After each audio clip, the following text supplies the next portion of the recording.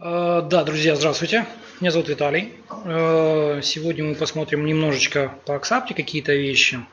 Я сразу прошу прощения аудитории за то, что буду сидеть, а не традиционно стоять, да, потому что есть что показывать и кликать мышкой как минимум, да. Что мы сегодня посмотрим и на кого рассчитана данная тематика? Мы посмотрим с вами первая тема, это будет Change Tracking. Уровень сложности 300. Это говорит о том, что люди, которые смотрят эту тему, они должны обладать уже достаточным опытом работы в Axapti.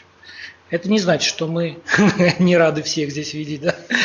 Это значит, что у нас очень узкопрофилированные доклады, они рассчитаны на определенную аудиторию.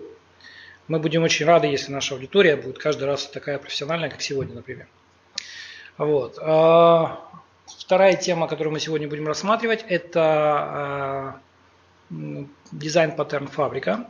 И регламент на сегодня следующий. 45 минут смотрим первую презентацию Change Tracking и порядка 15 минут перерыва. 45 минут смотрим вторую презентацию Change Tracking. Остается время, обсуждаем, разговариваем, предлагаем варианты, что обсудить в следующий раз, как изменить, допустим, то, что мы видим.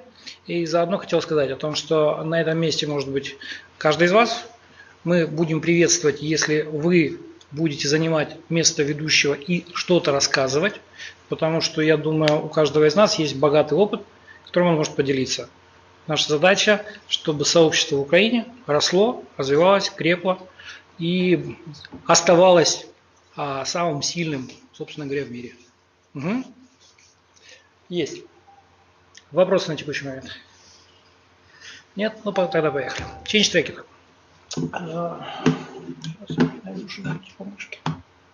Да. Да. Change Tracking. Что это такое? Предположим, у нас есть задача. Задача, связанная с обменом данных между какими-то системами. Причем между системой Axapti, например, и внешней системой. Это может быть либо посттерминал, либо, не знаю, какая-то третья система, CRM-система, там, не знаю, MES-система, в конце концов.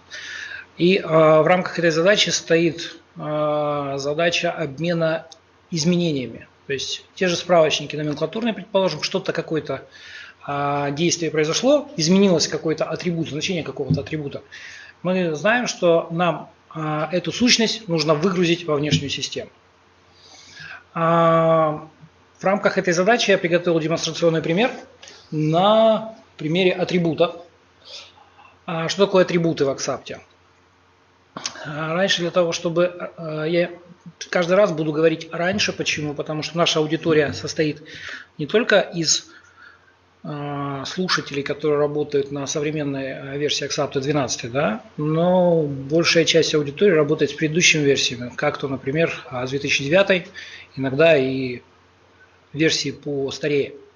Так вот, в 2012 Axapti появился такой термин атрибуты, который говорит о том, что мы можем добавить некие свойства продукту без изменения структуры базы данных.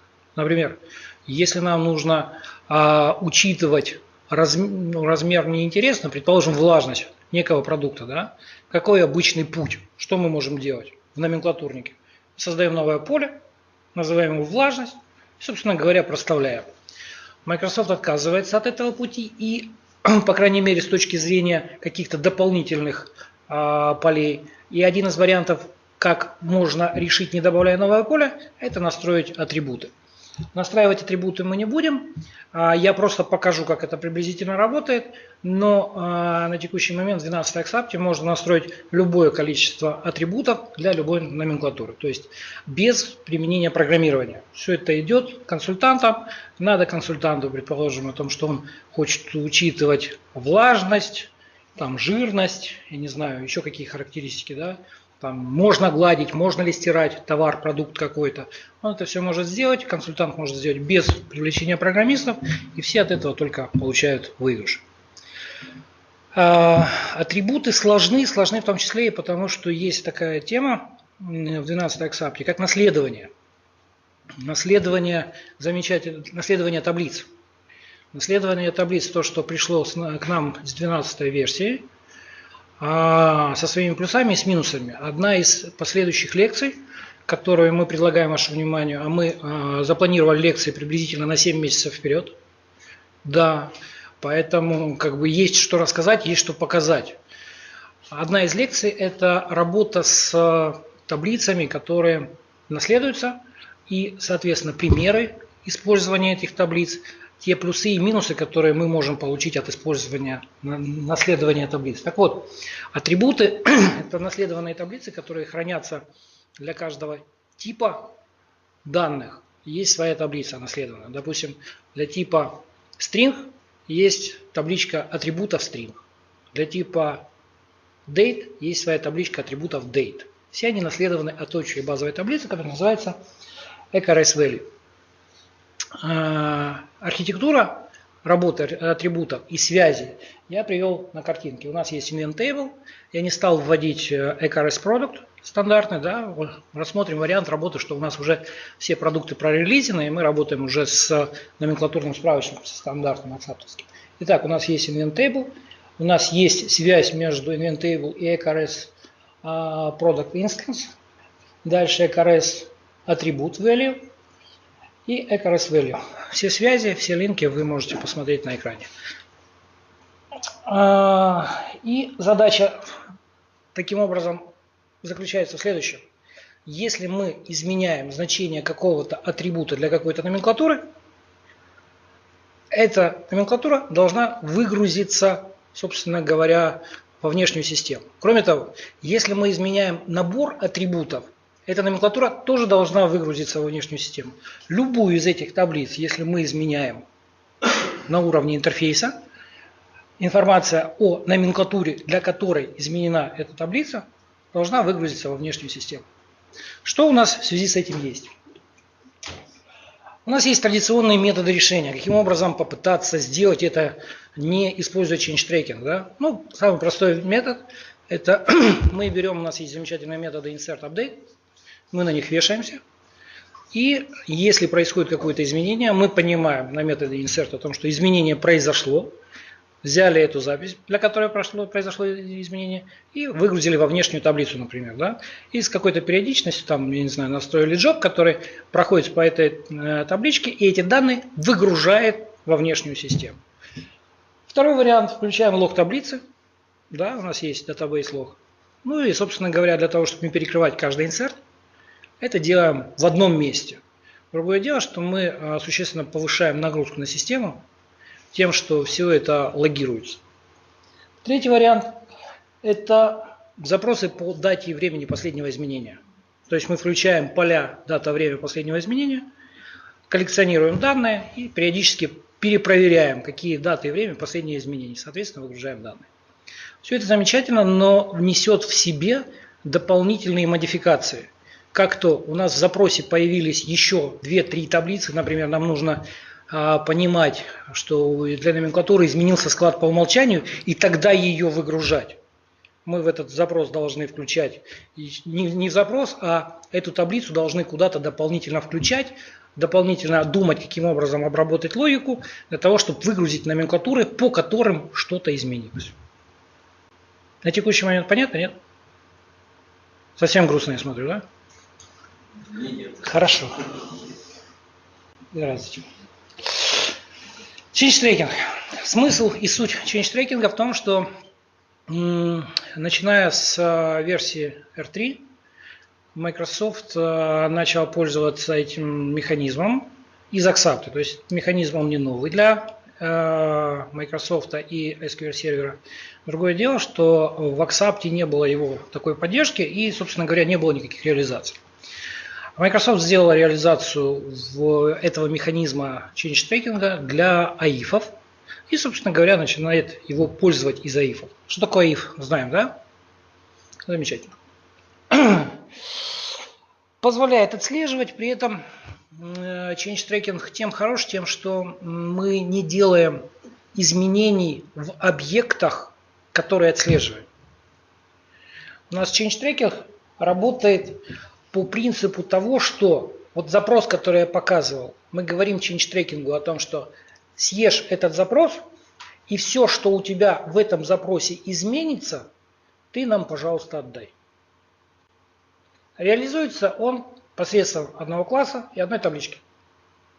Класс называется if change tracking configuration, и табличка называется if tracking table. А if tracking table, обратите внимание, это временная таблица. Эта временная таблица заполняется на сервере, когда вы что-то задаете, говорите о том, что я хочу получить какие-то данные. Временная таблица заполнилась, дальше вы эти данные отрабатываете. Угу. В чем плюсы? Плюсы в том, что вам нет необходимости перекрывать все инсерты и апдейты. Вам нет необходимости отслеживать все эти вещи. Вы сделали себе запрос, стандартный query, аксаптовский, тот, который вам подходит. Добавили его в change tracking. Change tracking аифовский сделал все необходимые триггеры, которые необходимы, и отслеживает эти данные. По запросу дальше вы получаете назад номенклатуры, которые изменились. Смотрим, пробуем. Да. Данные собираются в момент запроса? Да. Данные собираются в момент запроса, начиная с какой-то даты.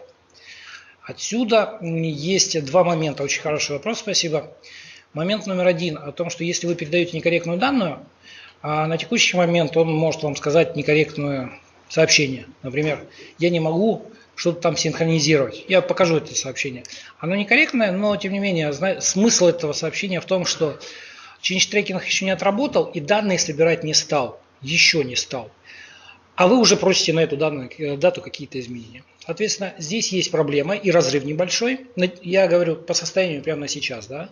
Разрыв заключается в том, что вы должны отслеживать, чтобы дата, которую вы просите дать вам данные, была позже того момента, когда вы включили change tracking для таблицы. То есть вы говорите сейчас, включаем.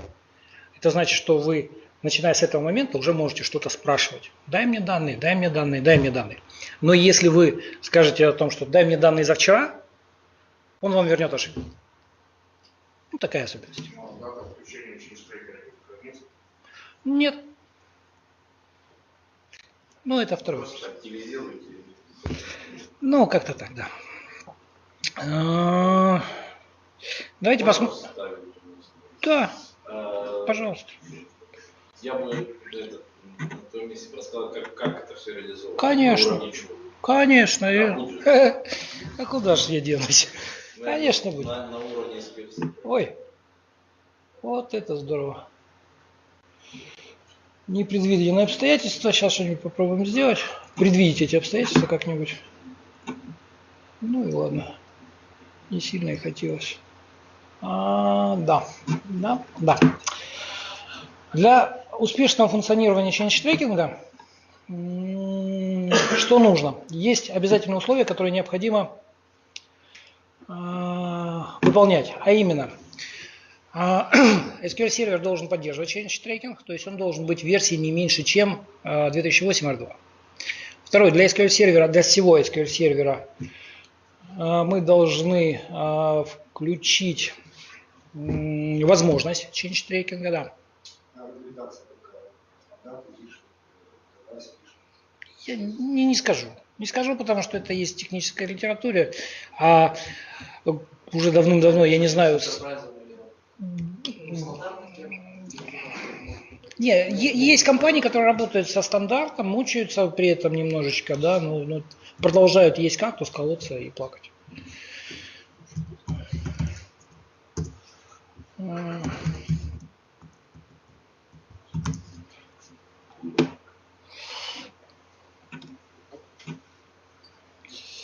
Так, как это все реализовано сейчас? Отлично. У нас вернулась к жизни Аксапта.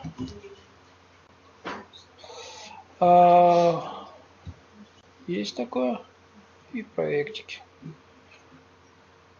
Так. Change tracking. Есть. И, соответственно, для атрибутов. Мы его сейчас Disable и посмотрим. Есть.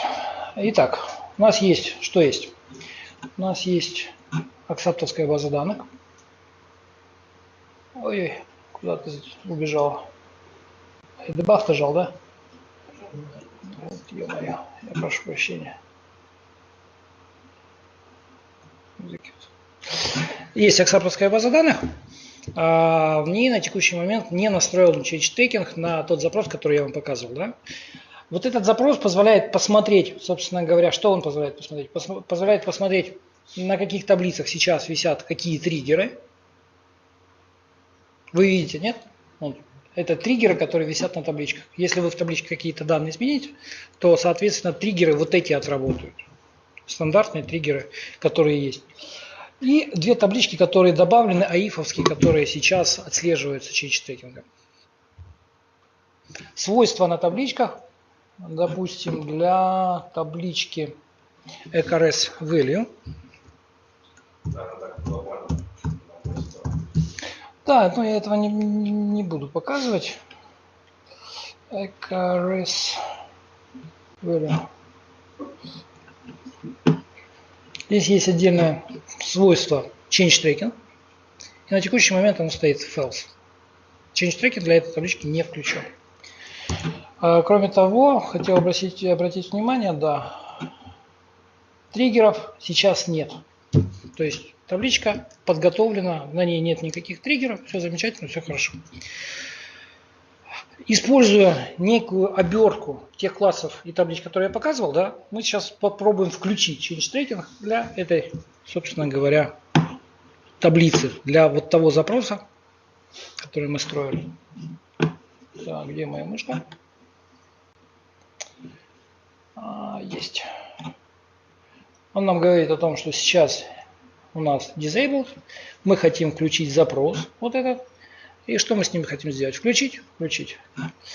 В этот момент запускаются те классы, которые я показывал. Они добавляют возможность. Я сильно не заостряю внимание. Почему? Потому что есть блог, на котором это все описано. Блог из группы K3 Retail, писал Огни, он описывает по шагам с примерами, каким образом это все делается. Да? Поэтому нас интересует концепция, нас интересует, как с этим работать.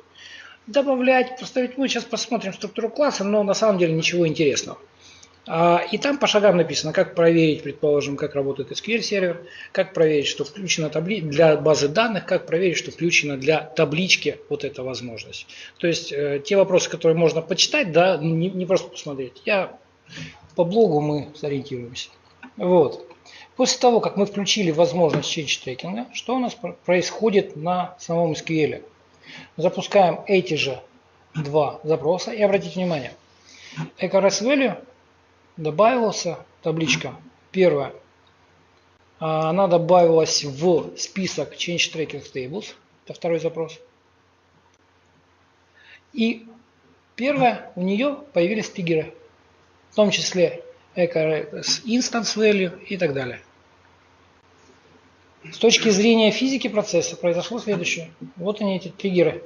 Новые, которые будут отрабатывать в случае чего-то там. Допустим, мы вносим какие-то изменения в атрибут. Был атрибут с одним значением, стал атрибут с другим значением. Эти триггеры уже отработают на уровне SQL сервера. Сейчас понятно? Или нет? Запустили некую штуку, эта штука создала некий триггер. Каким образом эти триггеры будут отрабатывать на системе? У нас есть номенклатурный справочник какой-нибудь. Возьмем. Кого же возьмем? Кого я тренировался? Ой, не помню. Не помню. Сейчас, 2 секундочки, я вспомню.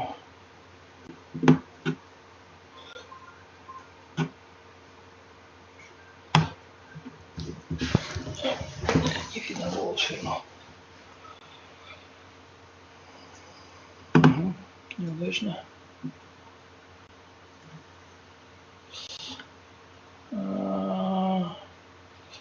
Это планируемых.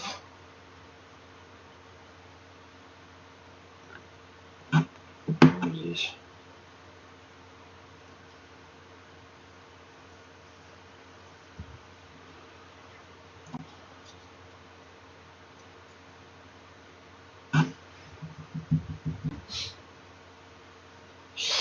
Да. Есть у нас, предположим, какой-нибудь байк. Мы можем на него посмотреть продукты, атрибуты. Ну, допустим, у нас есть атрибуты для этого байка. С какими-то значениями. Например, атрибут цвет. Да? Сейчас у него значение стандарт not defined. Мы ему говорим о том, что нет, ты не будешь not defined, ты будешь у нас теперь red. Да? Закрываем. И после этого все чейнджи отработали, и данные в этих табличках по этим триггерам. И данные уже где-то коллекционируются, уже где-то собираются. Понятно? Каким образом из SQL можно посмотреть это? На SQL сервере есть две команды замечательные, которые показывают нам следующую информацию. О том, какая версия текущая, когда ее последнее было изменение. И, собственно говоря, какие REC-ID были изменены. Вот мы говорим о том, что для event table вот у нас в этом запросе, да, будет выгружено вот эти две REC-ID-шки.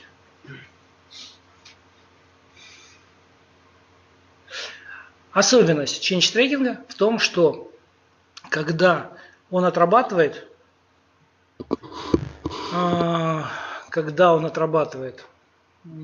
он отдает REC-ID только самой верхней таблицы.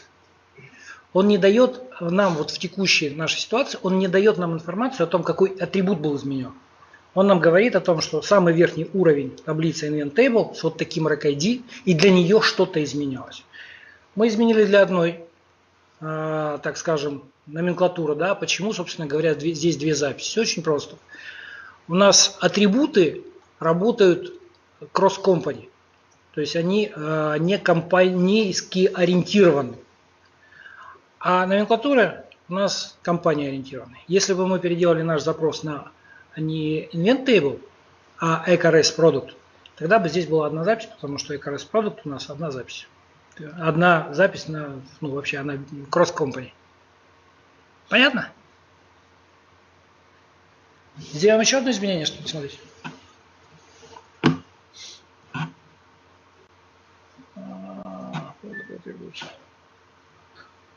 Red. Давайте поменяем его на green.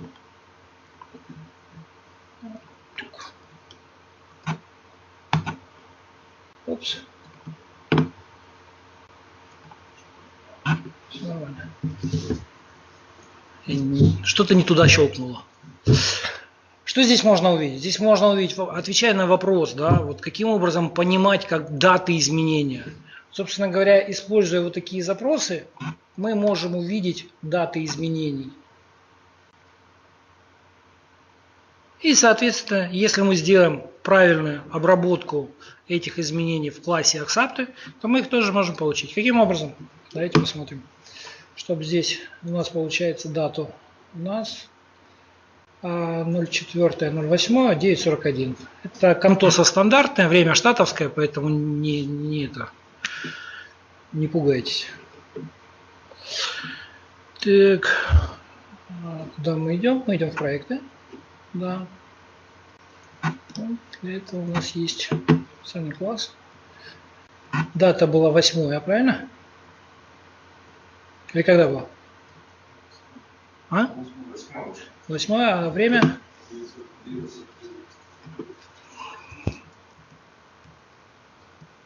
43 АМ, ПМ.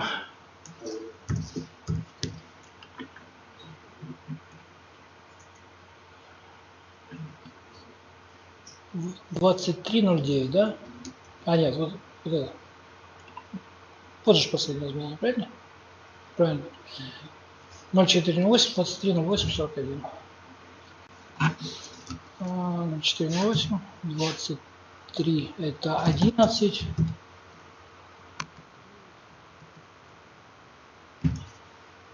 Ну, пусть будет 10. Окей. И вот те изменения, которые мы вносили. Каким образом отрабатывает этот код? Я сейчас кусочек кода отработаю, покажу. Обычный run base, без ничего. Вся реализация скрыта в одном методе. Это называется update.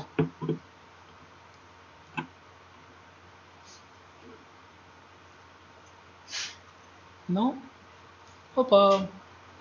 Вот и все.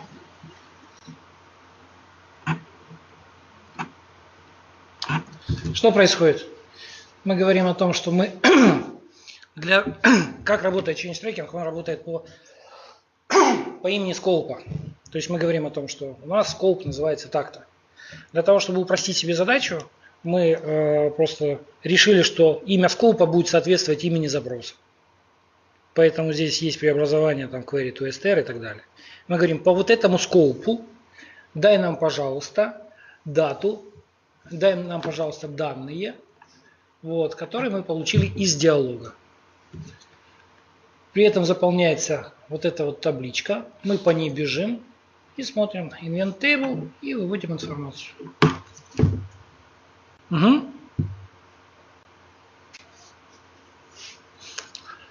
Это немножечко выглядит сложно, наверное, но по сравнению с тем, что писать инсерты и апдейты, или же взять и добавить еще одну таблицу в запрос, это вообще ерунда. Если на текущий момент нет вопросов и замечаний, тогда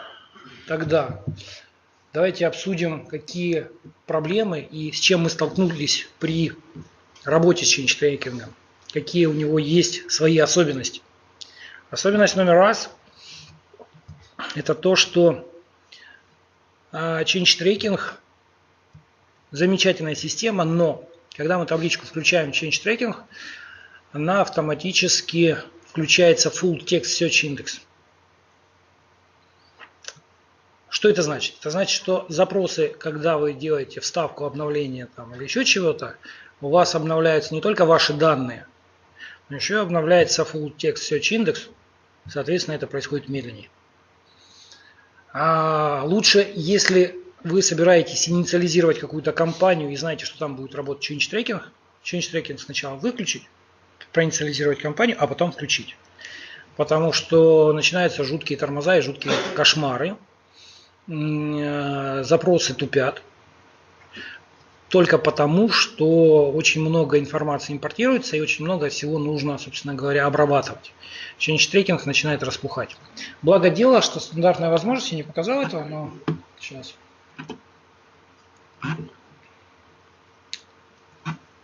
Нет, это на уровне базы данных.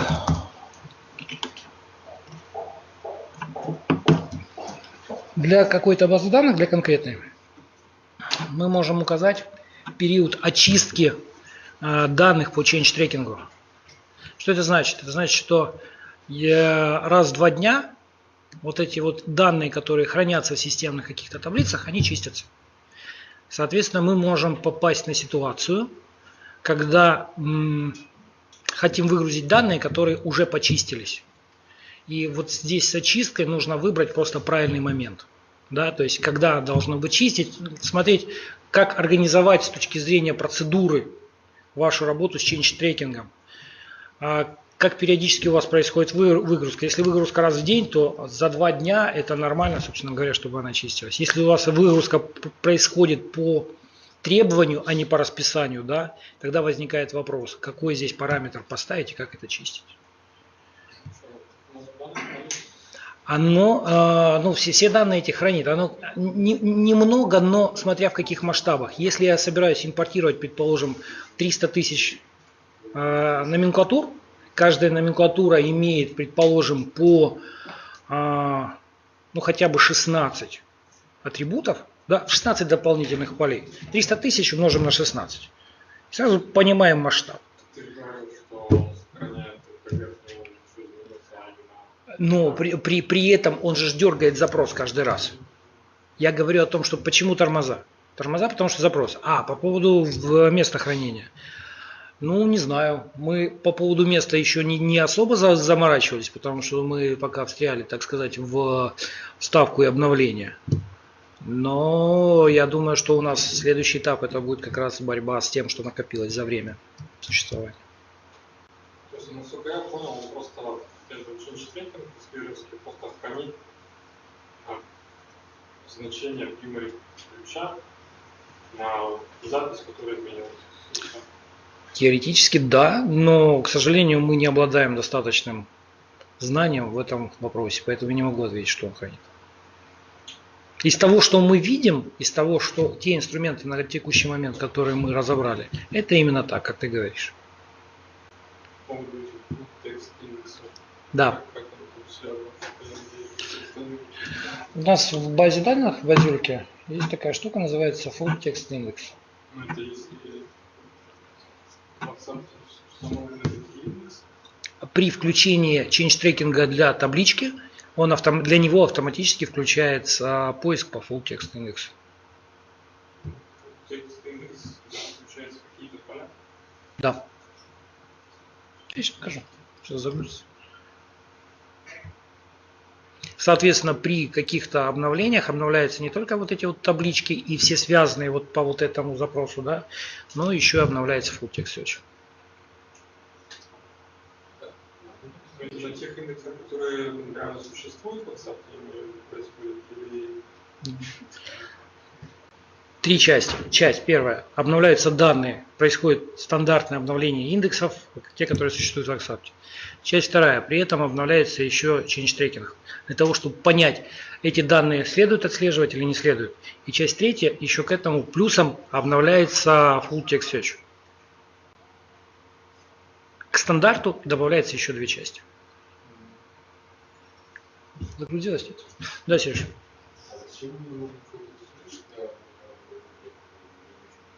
Это Microsoft сказал о том, что он нужен. Все.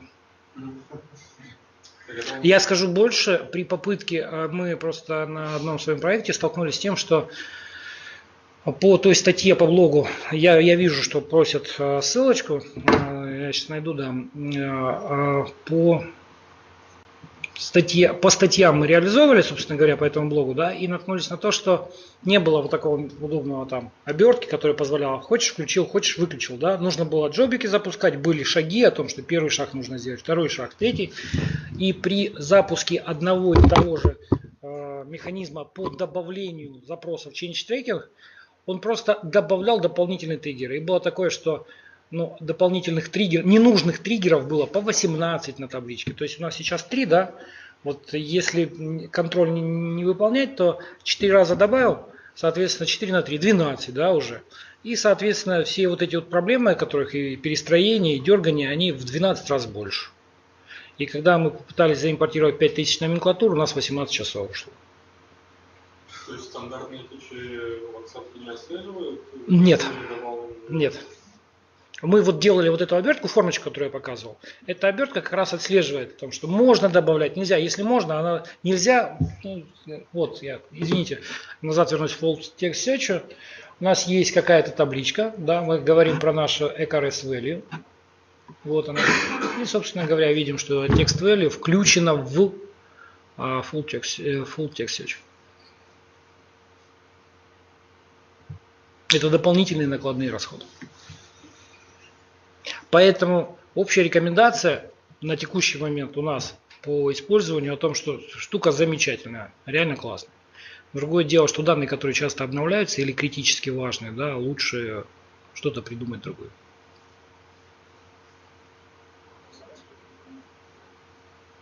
Угу. Я отвлекся, хотел показать. Там один кусочек программы. Вот эта оберточка, она у нас сейчас enabled, и она говорит о том, что enabled, ты хочешь задизейблить? Я ему говорю о том, что давай-ка еще раз про enable. Она сейчас говорит, не, подожди, уже все есть, уже хватит, не надо больше. Да. По таблице проверяет. Она проверяет по таблице, можно ли, если ссылки с этим скопом, вот этот скоп, в качестве которого мы выбрали query, да, если по нему триггеры. соответственно, по нему проверяет. Угу.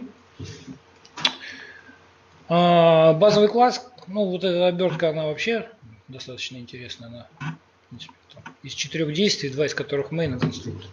И третий это class declaration. Да? А сам класс, он на самом деле, например, set triggers. Я рассказывал сегодня о классе, да, в который мы передаем что-то. Все очень просто. Берется, вызывается методы этого класса. Да?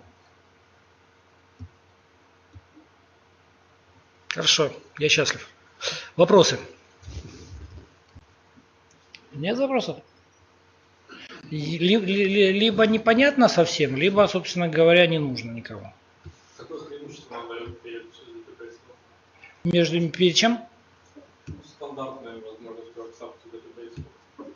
Database log? Да. Как минимум для bulk операций, insert, record set и так далее. У тебя database log как это работает? Конечно, но если рассматривать на уровне SQL, да, то у него тоже будут триггеры работать на каждую запись, не на полностью. Да, но мы же считаем по умолчанию о том, что Microsoft все оптимизирует. А если разработчик отключит именно этот database log? Это первое. Второе, нужно что действительно поддерживать о том, что он должен быть там. Кроме того, надо же еще и чистить его периодически. Ну, как бы, не знаю. Особых, я не могу сказать о том, что пользуем change tracking. Все. Есть такой подход, есть такой вариант. Просто тут получается, мы получаем сильный overhead на извлечение данных.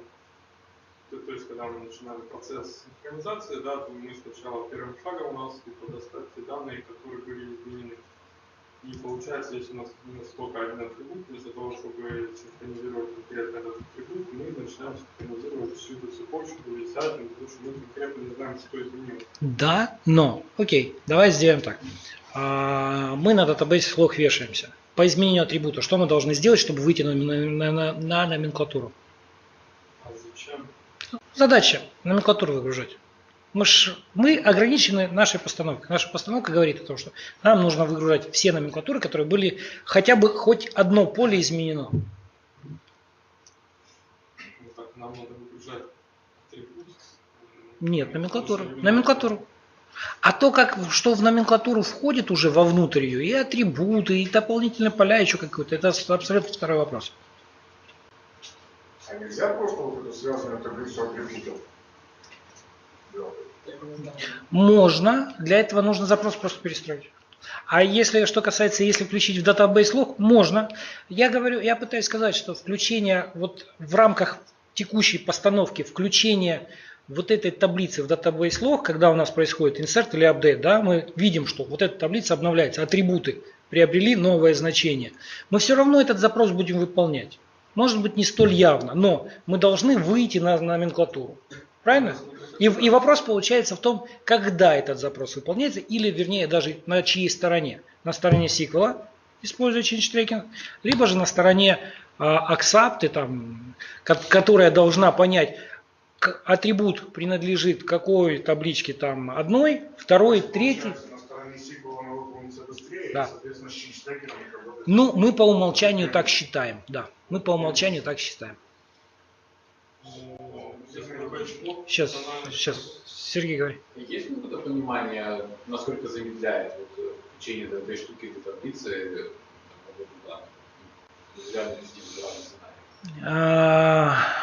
Если у нас не идет какой-то массовый апдейт, это когда меняются, грубо говоря, все порядки.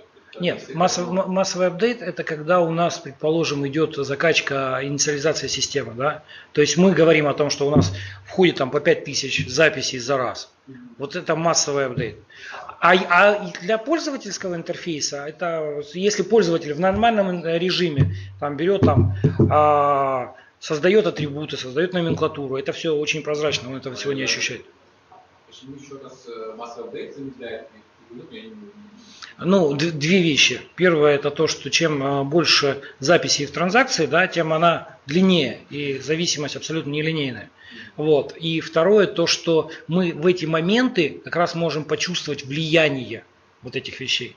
Потому что если мы поодиночно, предположим, пользователь вбивает свою накладную построчно, да, не импортирует, а вбивает, для него это все прозрачно. Поэтому какие-то справочники, именно я с чего начал, о том, что какие-то справочники это да, но если это какие-то транзакционные вещи, например, я не знаю, проводки после разноски накладных, да, то лучше этого не делать. Ты говорил, что для 5000 строк массовый импорт... Мы не знаем, насколько это было настроено оборудование, но мы сейчас боремся с конкретной задачей, потому что у клиента выполняются эти запросы очень долго. На нашем оборудовании оно выполняется быстрее всего. Сейчас мы проходим процесс оптимизации именно бизнес-логики, по которой работают процессы. Если был с включенного 16 часов, то без включенного... В том-то и дело, что мы до включения еще не дошли, вот у него уже начались проблемы, да, поэтому мы боимся включать. Нет, не ясно. Ответ совершенно такой, да. Наверное, триггеры? Конечно. Конечно. Сейчас я мышку найду.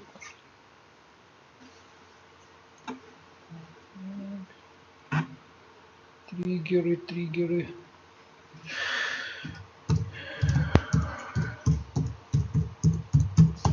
Попал? Можем попытаться сделать какой-нибудь типа modify, посмотреть, что они пытаются делать. Но как? Смысла особого или ясности это не вносит обычно.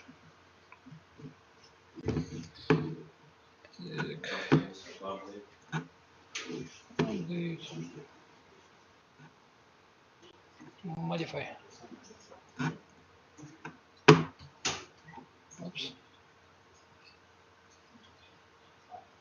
И обратите внимание, что вот scope, о котором я говорил, название, да, вот то, что мы используем в качестве запроса, оно, собственно говоря, в названии присутствует.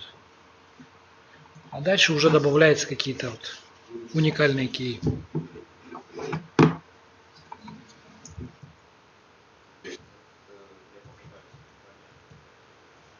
Нужен только для того, чтобы понимать. То есть, если, допустим, я захочу добавить какой-то рейндж и сказать, что типа я хочу отслеживать изменения только вот с таким фильтром. Нет, только на тот момент, когда ты будешь уже выгружать данные.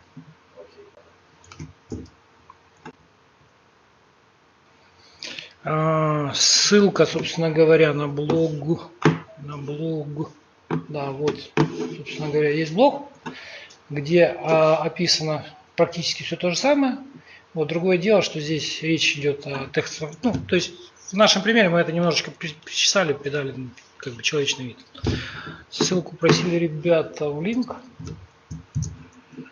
Все. Если вопросов нет, предлагаю сделать небольшой перерыв.